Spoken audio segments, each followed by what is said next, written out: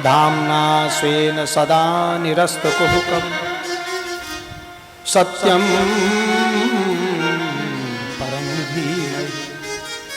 धाम्ना स्वेन माने अपने ही रूप श्री राधा रानी के सामने आने पर जिनको कुहक रूप कपट रूप दूर हो गए। यह भी भगवान की रासलीला के समय की कथा है, वासंतिक रासलीला की। एक बार वसंत ऋतु में ब्रज गोपियों ने कहा प्रभु पुनः रासलीला हो।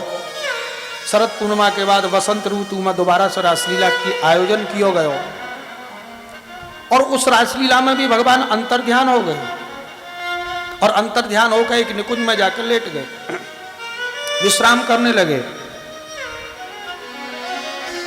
ब्रज गोपी श्याम सुंदर को ढूंढती ढूंढती जैसे ही निकुंज में पहुंची हैं, प्रभु ने देखी अब यहाँ गोपी आ रही है, यहाँ से जानो पड़ेगा। वेश बदल के बैठ गए, माधुर्य रूप की जगह ऐश्वर्य रूप धारण करके श्री कृष्ण की जगह नारायण बन के बैठ गए। और जैसे ही ब्रज गोपी आई, ब्रज गोपियों ने देखी यहाँ तो नारायण बैठो है। नारायण रूपधारी श्री कृष्ण से पूछा, नारायण हमारे श्याम सुंदर दिखे क्या? नारायण रूप धर के बैठे हुए श्री कृष्ण गोपियों से बोले, गोपियों तुम्हारे श्याम सुंदर तो नहीं दिखे, कोई काम हो तो हम चलें क्या? ब्रज गोपी बोली, नहीं, वहां शंख बजाने वाले की आवश्यकता नहीं है, हमको तो वंशी वालों चाहिए। महाराज गोपी लौट के गई है राधा रानी के पास। किशोरी जी श्याम सुंदर तो नहीं मिले, लेकिन नारायण बैठे हैं। बोले नारायण को क्या काम, बैकुंठ से ब्रज में आए, चलो चलो देखें। जैसे ही राधा रानी पहुंची हैं तो जो श्री कृष्ण और चतुर्भुज रूप धारण करके ऐश्वर्य रूप से विराजमान थे, आज अपने ही रूप श्री राधा रानी के सामने आते ही उनको कुहक रूप कपट रूप दूर हो गयो। शंख चक्र सब महाराज गायब हो गए, हाथ में मधुर मधुर बंसी आ गई। तेजो धाम्ना स्वेन सदा निरस्तकुहकं सत्यम परम धीमहि। ऐसे परम सत्य युगल सरकार वृंदावन बिहारी लाल श्री राधा कृष्ण को हम सब ध्यान करें। बोले युगल सरकार की, राधा कृष्ण की। श्रीमद् भागवत में यहां मंगलाचरण में व्यास जी महाराज विश्वास दिला रहे हैं, अत्र परमो धर्म निरूपते। यहां हमने परम धर्म को निरूपण किया है।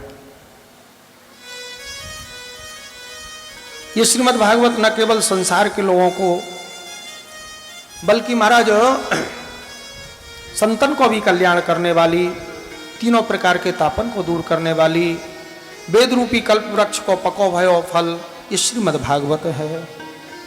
निगम कल्प तरोर गलितम फलम सुकुमुखातमृत द्रव संयुतम पिबत भागवतम रसमालयम मुहुरहो रसिका भुवि भावका। वेद रूपी वृक्ष को स्वयं पको भयो फल, ये श्रीमद् भागवत। और सुखदेव जी महाराज के मुखारविंद से प्रथम बार निश्चित भई है, यह हमारे अत्यंत सुमधुर है। कच्चो फल वृक्ष से तोड़ के बाद में पकायो जाए, बा में स्वाद नहीं रहे, और वृक्ष पे फल पक जाए और बा में सुआ अगर चोंच लगा दे तोता, तो बहुत सुमधुर है जाए। ऐसे वेद रूपी वृक्ष को पको भयो फल, ये श्रीमद् भागवत। और सुखदेव जी महाराज ने सबसे पहले या को प्रवचन किया है, कथा कही है, ये हमारे बहुत सुमधुर है। ऐसी ये श्रीमद् भागवत। और संसार के जितने भी फल हैं, उन फल में गुठली और छिलका फेंकने पड़ते हैं, पर श्रीमद् भागवत रूपी फल में गुठली और छिलका जैसी त्याज्य कोई वस्तु नहीं है। मुख से पीने से जूठो हो जाए, या हमारे कान रूपी पात्र से या को पान करना है। पिबत भागवतम रसमालयम मुहुरहो रसिका भुवि भावका। आलयम निरंतर श्रीमद् भागवत रस को पान करना है। और भागवत रस को पान करने से क्या होवे? बोले महाराज जो रसिक होंगे उन्हें ही श्रीमद् भागवत की कथा अच्छी लगेगी।